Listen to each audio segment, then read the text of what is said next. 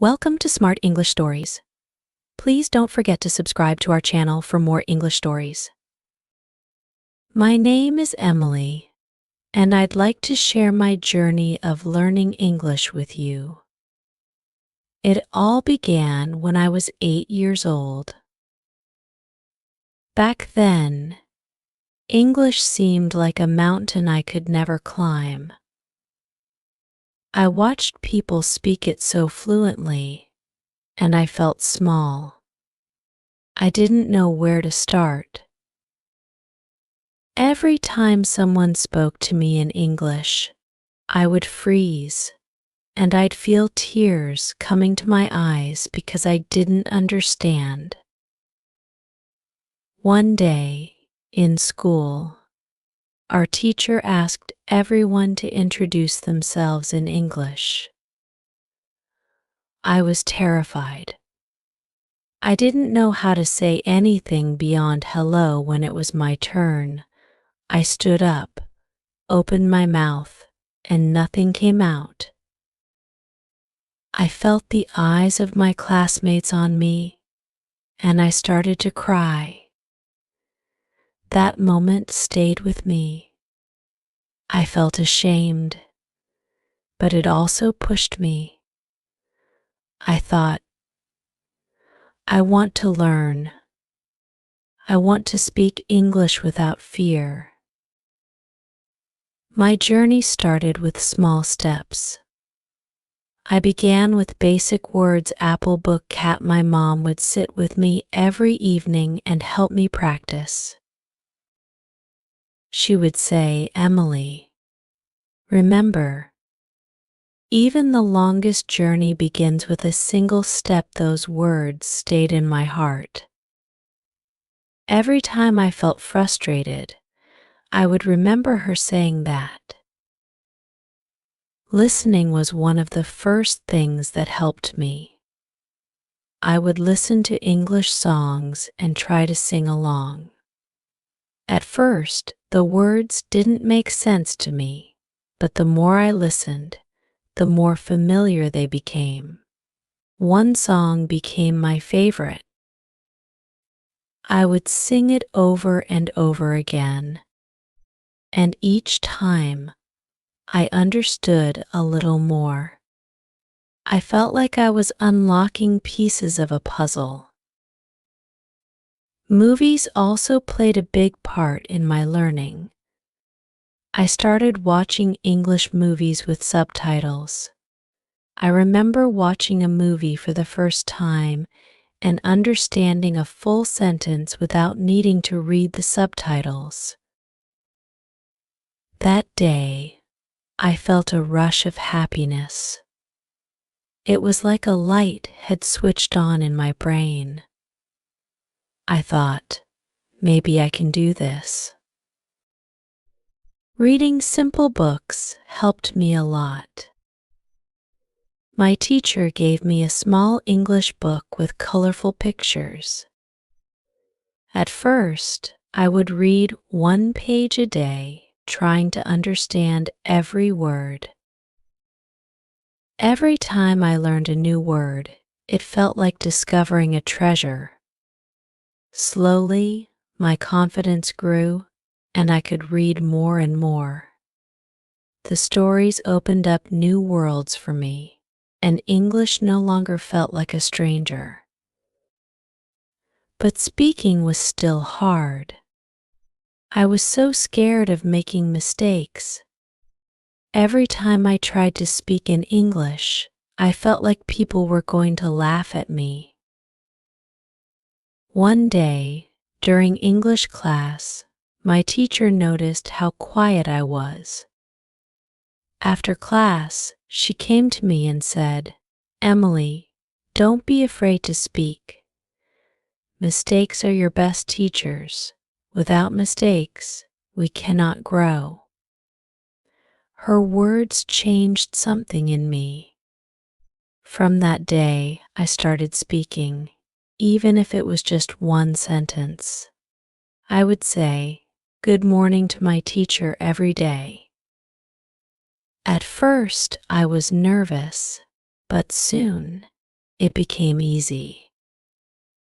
I realized that speaking English wasn't as scary as I had thought. One memory I have is of a day when I was feeling very sad. I was sitting in the park, and an elderly man came and sat next to me. He asked me, "Are you okay in English?" For a moment, I didn't know what to say. But then, I gathered all the courage I had and said, "I'm sad." He smiled and said, "It's okay to feel sad." Sometimes we spoke for a few minutes, and I felt comforted. It wasn't a long conversation, but it reminded me that English was more than just a language, it was a way to connect with others. As I moved from basic English to more advanced levels, I started learning grammar. I have to admit, grammar was hard for me. There were so many rules, and I didn't always understand them. But my teacher once said, "Grammar is like the frame of a house. Without it, the house can't stand strong." So I paid attention to grammar, learning one rule at a time, slowly building my house. Writing also became an important part of my journey. I started keeping a diary in English. At first, I would write only a few words, like "today was good" or "I am happy," but as my vocabulary grew, I could write more. Writing helped me organize my thoughts, and I felt like I was talking to myself in a new way. I remember the first time I wrote a full letter to my friend in English. It wasn't perfect, but when she read it, she said, "Emily, you've learned so much that made me feel proud." English wasn't just a subject I was learning in school, it was becoming a part of who I was. Another big moment in my journey was when I joined an English club. We would meet once a week and speak only in English. At first, it was hard, and I didn't always understand everything. But everyone in the club was so supportive. We helped each other. No one laughed when someone made a mistake. Instead, we would say, "Good try," and help them find the right words.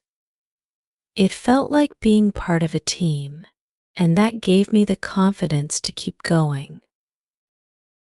I want to share some tips that helped me, in case they might help you too. Start small. Don't try to learn everything at once. Focus on a few words each day. Listen to English music. Sing along. Even if you don't know all the words, it will help you get used to the sounds. Watch English movies. Use subtitles at first, but slowly challenge yourself to watch without them. Read simple books. Even if you read just one page a day, it will help you build your vocabulary. Speak as much as you can. Don't worry about making mistakes. The more you practice, the better you'll get. Write in English. Keep a diary or write short letters to friends. It helps you organize your thoughts. Find a study partner. Learning with someone else makes it more fun and less scary. Be patient. Learning a language takes time. Don't rush yourself. Use apps or websites to practice grammar. Make it a habit to practice a little every day. Celebrate small victories. Every word you learn is a step forward. I also faced moments when I wanted to give up. There were days when it felt like I wasn't making any progress, but I kept reminding myself every step, no matter how small, is progress. English opened so many doors for me.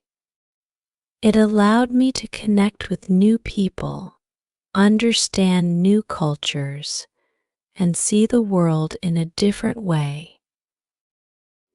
One day, I was in a cafe, and a tourist asked me for directions in English. Without thinking, I answered them, and they smiled and thanked me. That moment made me realize how far I had come. English was no longer something I feared, it had become a part of my life.